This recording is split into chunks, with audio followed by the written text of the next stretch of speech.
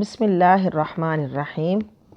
اللہ رب العزت نے اپنی مخلوق میں صرف انبیاء کرام علیہ الصلاۃ والسلام اور ملائکہ کو معصوم پیدا فرمایا۔ معصوم وہ کہلاتا ہے جس میں گناہ کرنے کی قوت ہی نہ ہو۔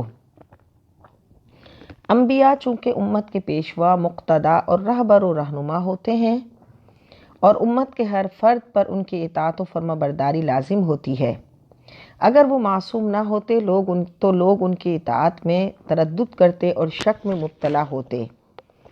اس لیے دنیا میں آنے کے بعد نبی کی عصمت کی حفاظت بھی وہی رب فرماتا ہے جو انہیں معصوم پیدا فرماتا ہے۔ عصمت انبیاء دین کی اہم ترین بنیاد ہے جس پر دین کا دار و مدار ہے۔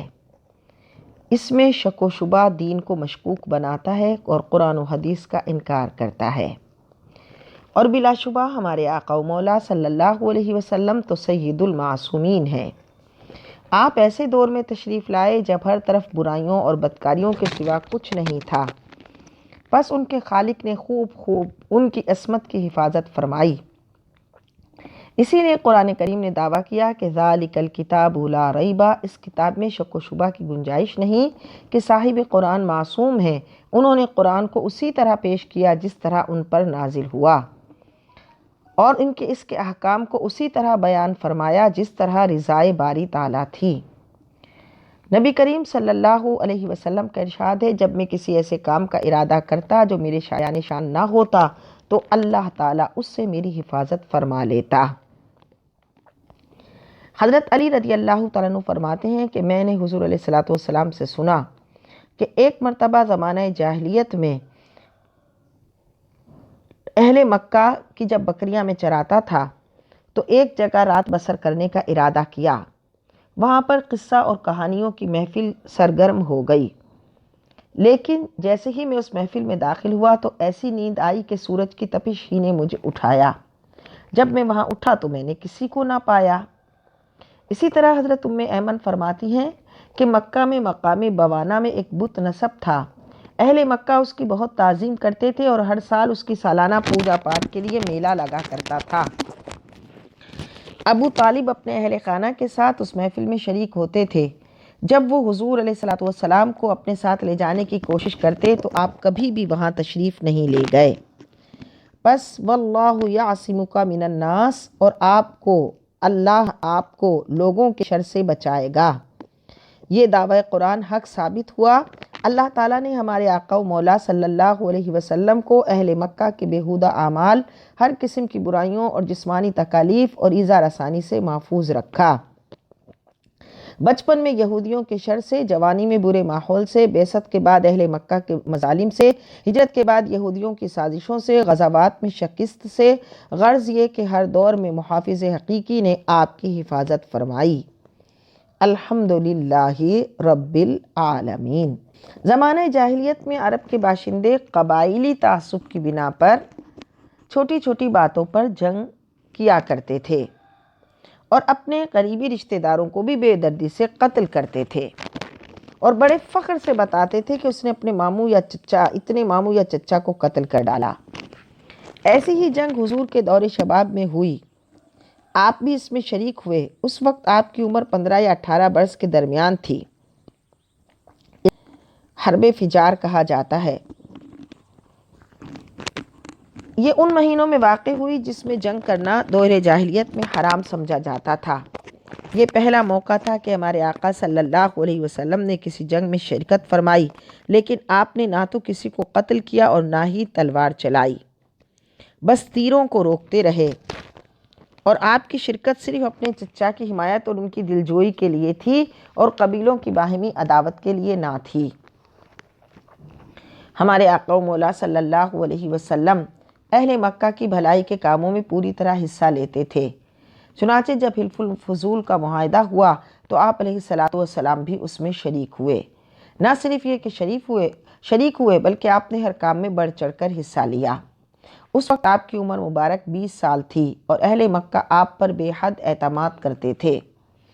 آپ علیہ الصلاۃ والسلام اس معاہدے میں شرکت فرما کر اظہار مسرت فرماتے تھے۔ حلف الفضول کے قیام کے اسباب بیان کرتے ہوئے مختلف واقعات ہیں۔ اس میں سے کچھ ایک یہ بھی ہے کہ ایک بدو جنوبی افریقہ سے بغرض حج مکہ مکرمہ آیا۔ اس کے ساتھ اس کی بیٹی تھی جو نہایت حسینہ و جمیلہ تھی۔ مکہ کے ایک دولت مند تاجر نے اس بچی کو اغوا کر لیا۔ باپ سن رہا تھا، ہر ایک کو اپنی مصیبت کا حال سناتا، لیکن کوئی اس کی فریاد نہیں سن رہا تھا۔ جب آقائے مولا صلی اللہ علیہ وسلم کو معلوم ہوا تو آپ نے قریش کے جوانوں کو جمع کیا اور اس غریب کے ساتھ جو حادثہ پیش آیا تو فرمایا کہ اس پر ہمیں خاموش نہیں رہنا چاہیے اور اس کی بچی اس کو واپس دلوانی چاہیے۔ بس یہ نوجوان کعبہ شریف کے پاس جمع ہوئے اور سب نے حلفیہ معاہدہ کیا کہ آج سے ہم ہر مظلوم کی مدد کریں گے اور اس پردیسی کی بچی کو بھی واپس کرائیں گے۔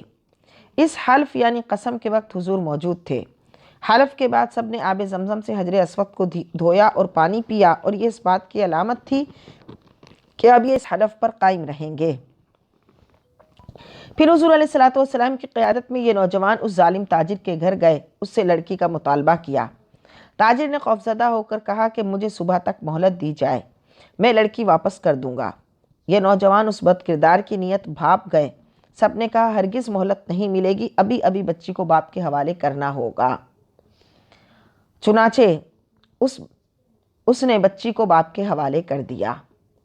اور اسی طرح ایک دوسرا واقعہ بھی ہے کہ ایک پردیسی تاجر مکہ آیا۔ ابو جہل نے اس سے کچھ سامان خریدا لیکن قیمت ادا نہ کی۔ اس پردیسی تاجر کو ان نوجوانوں کی تنظیم کا کوئی علم نہیں تھا، وہ مارا مارا پھر رہا تھا اور کوئی اس کی سنوائی کرنے والا نہیں تھا۔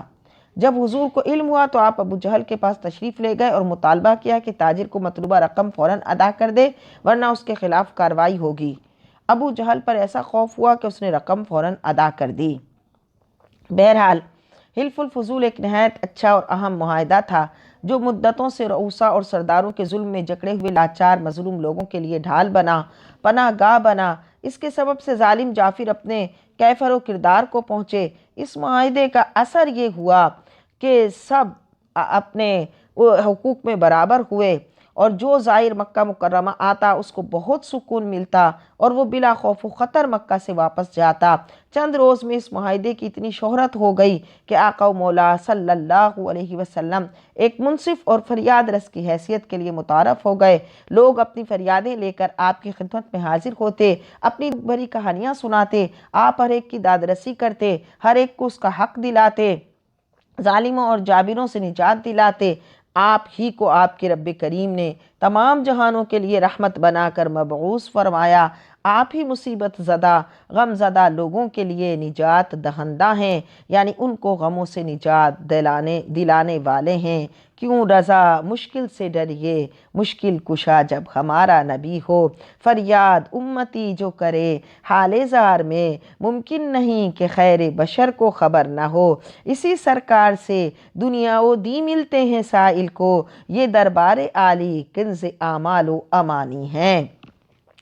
غمزدوں کو رضا مجدہ دیجئے کہ ہے بے کسوں کا سہارا ہمارا نبی۔